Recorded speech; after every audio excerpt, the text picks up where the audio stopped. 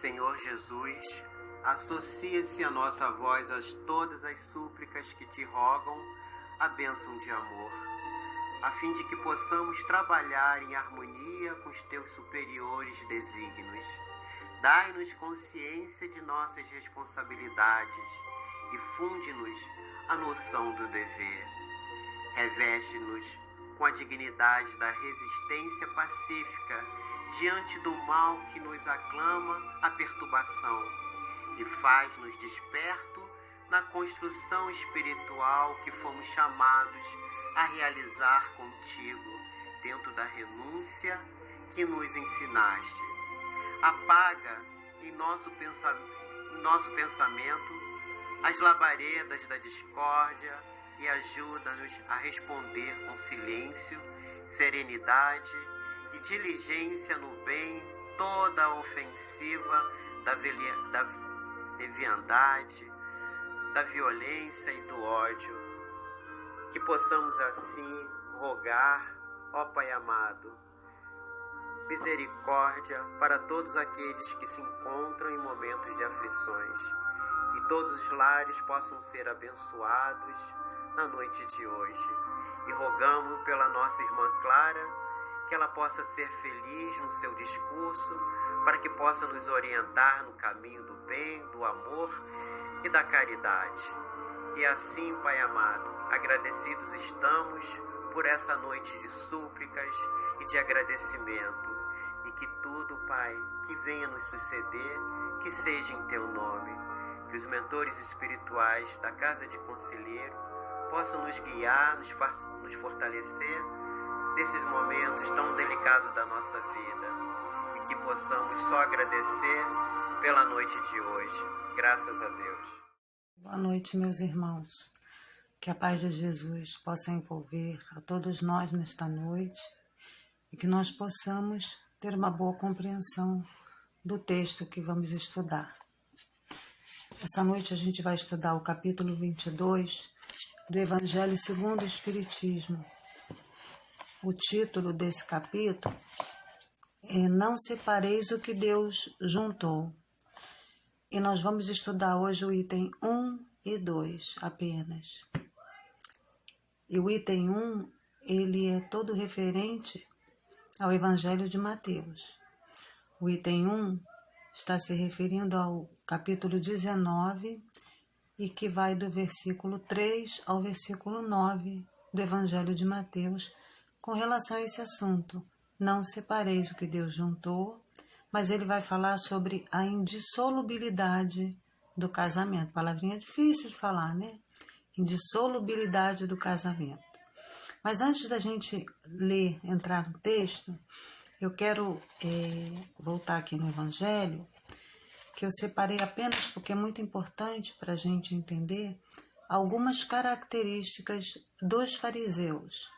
Eu separei só algumas porque o texto é grande.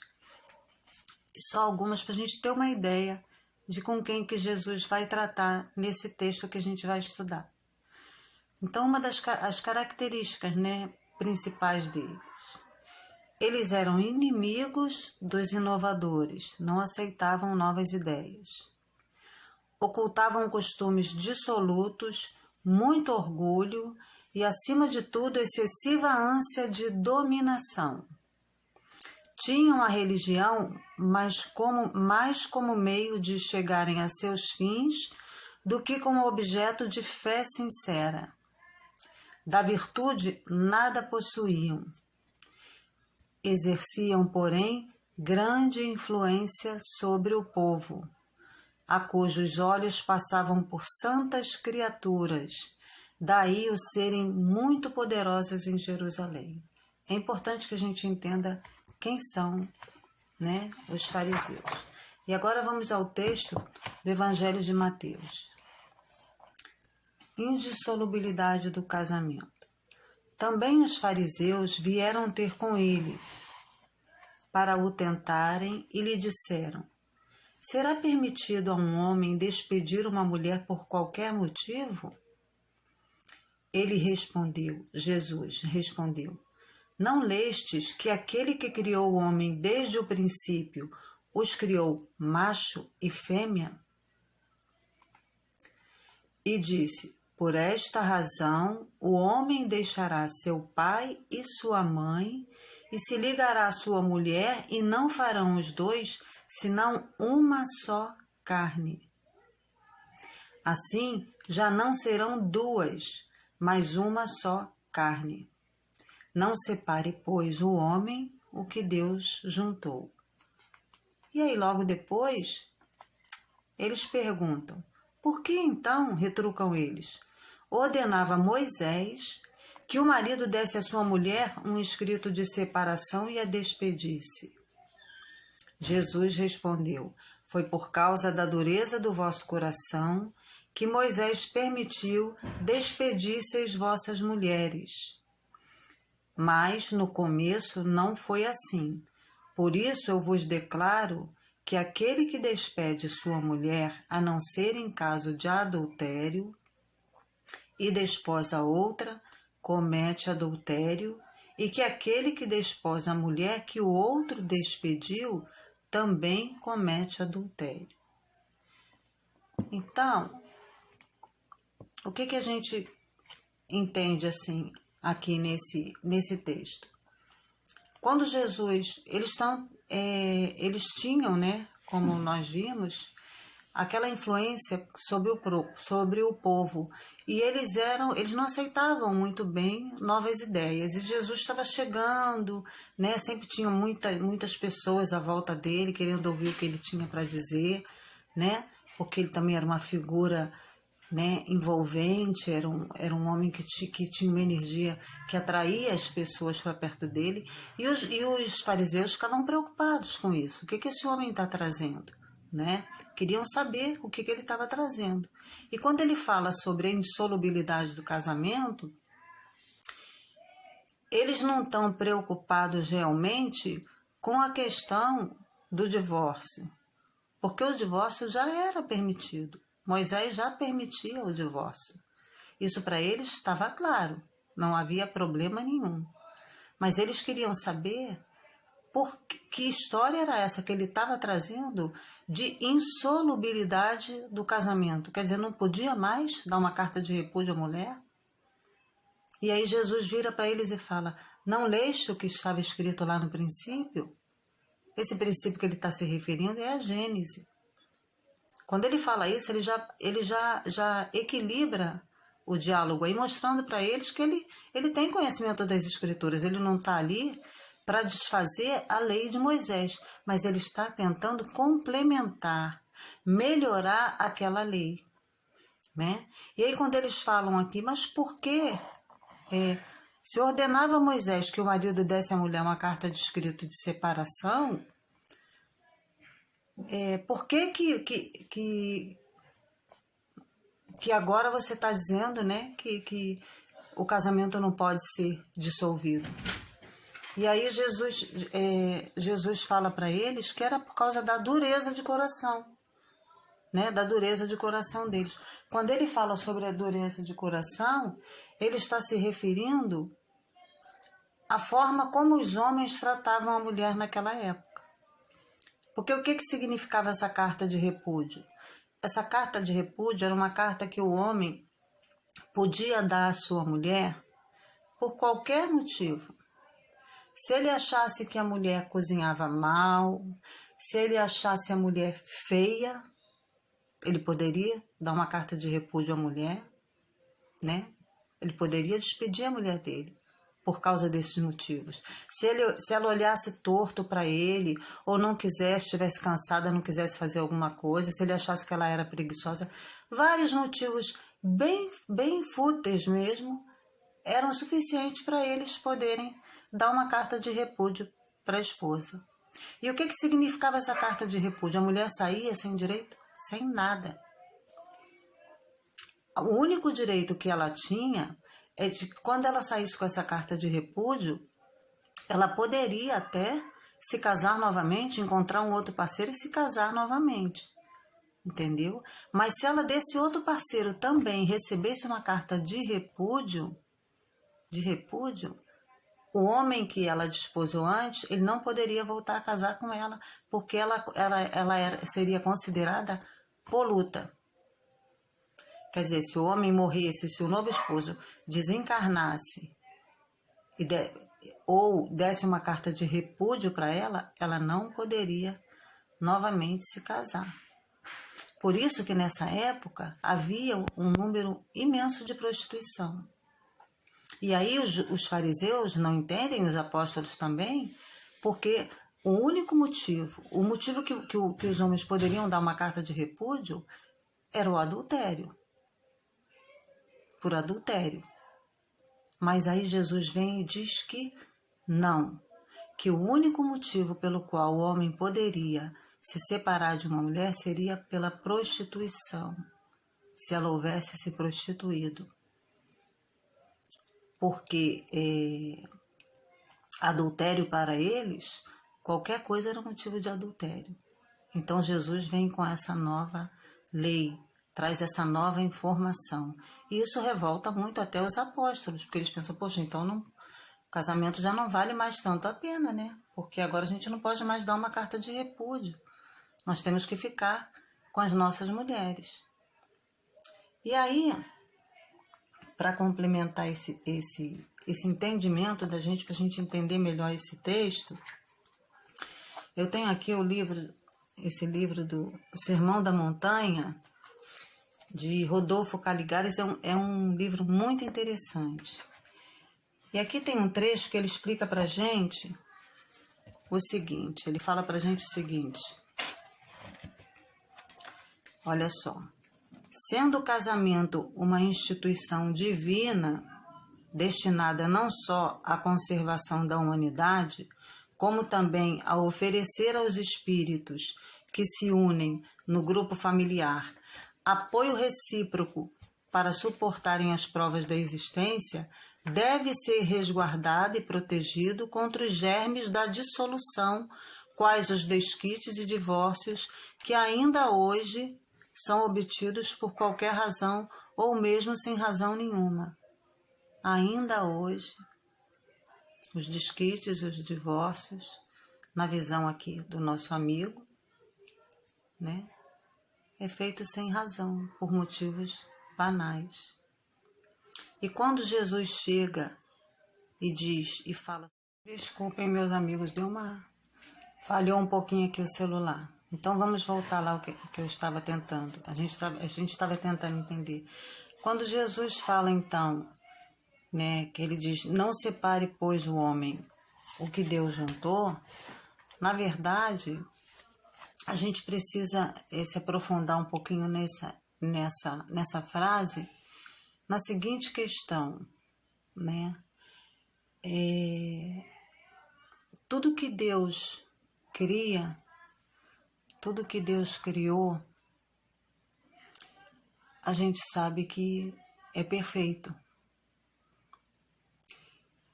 E se Deus criou uma lei, essa lei é baseada na perfeição. E nós sabemos que a lei de amor é uma das leis que regem, quer dizer, é uma das leis, não, é a lei que rege todo o universo. E é a principal lei que nós temos. Essa lei envolve todas as outras leis morais. Então, nós temos várias leis naturais, mas a lei de amor é a que engloba a tudo, a todos, né? Todos.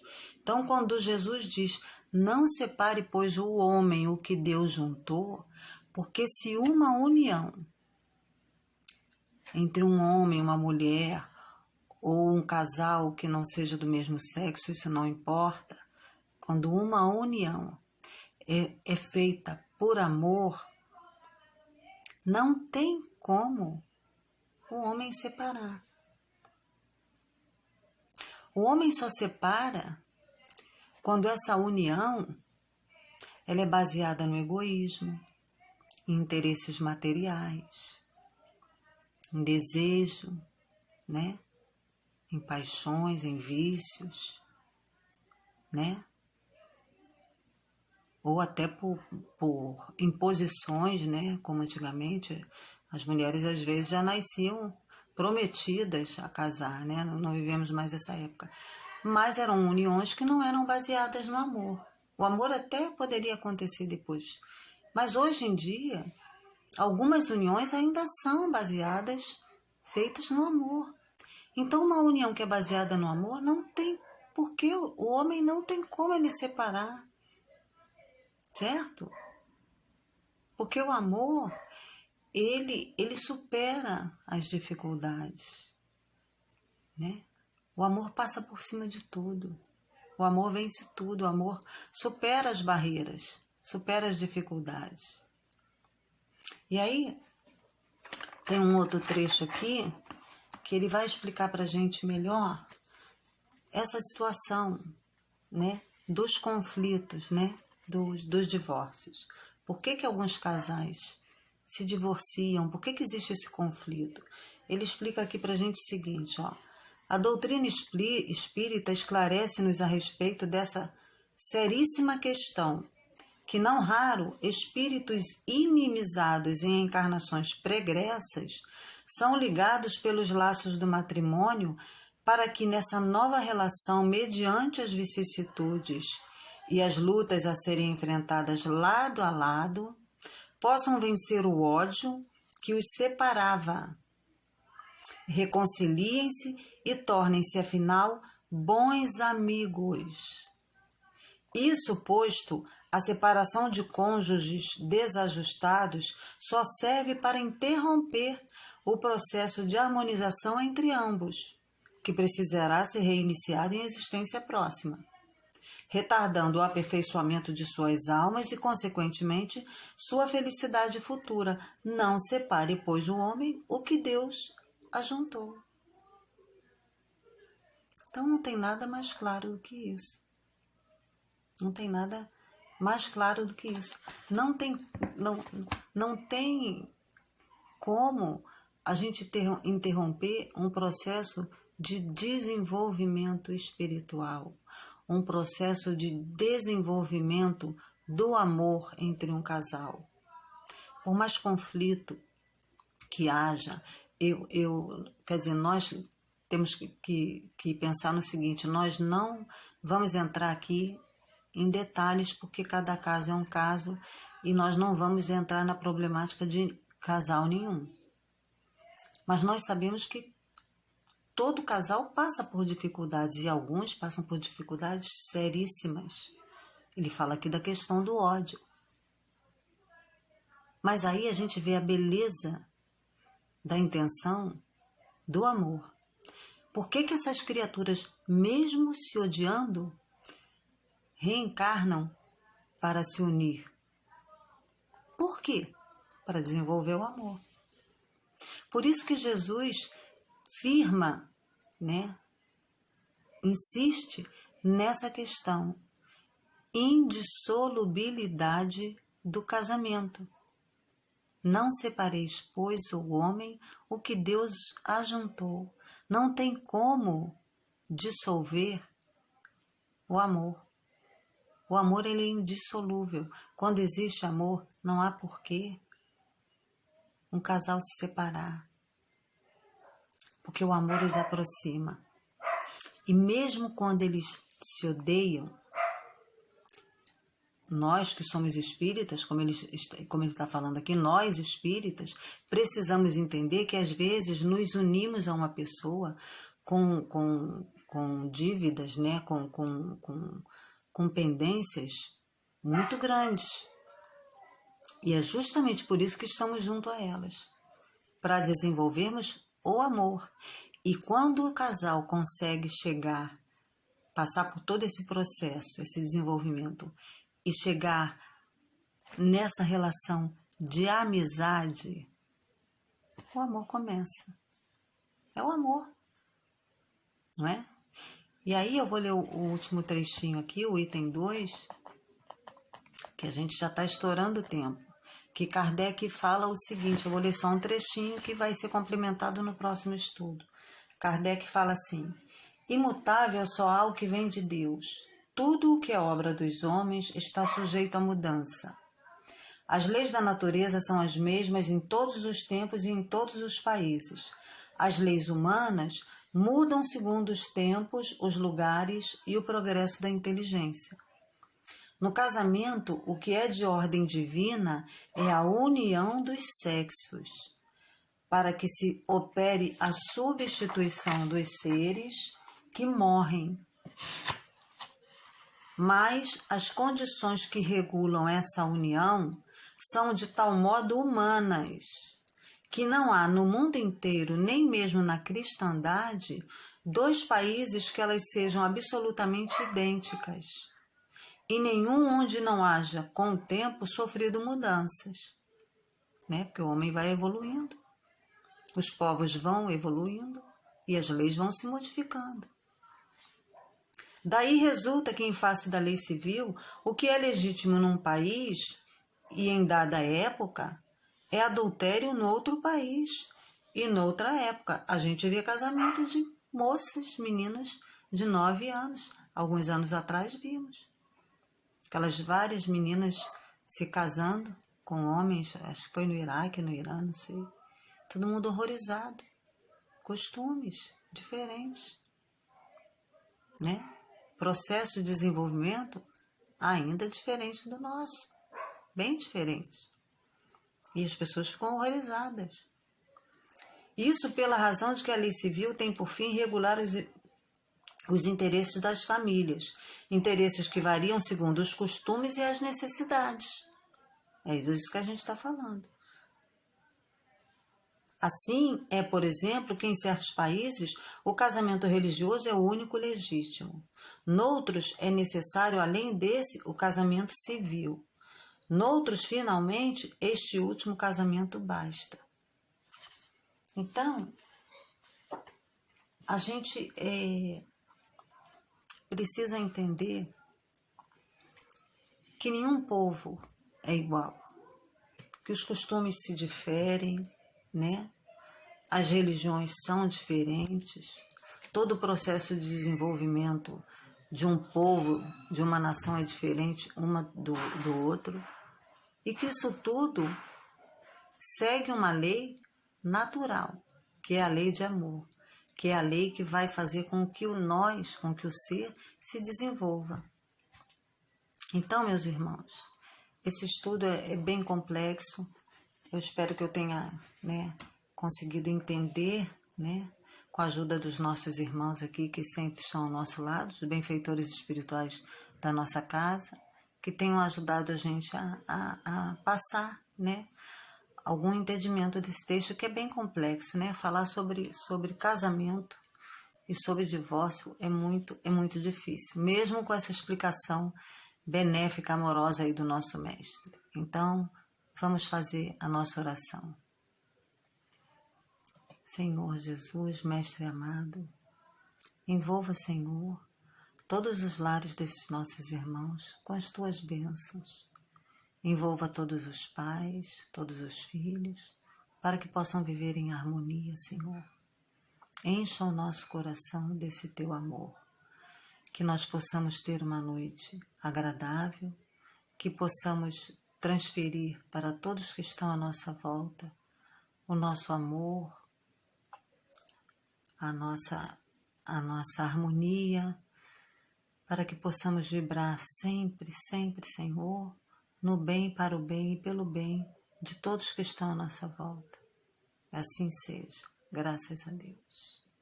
Obrigada, meus irmãos, e até um próximo estudo, se Deus quiser.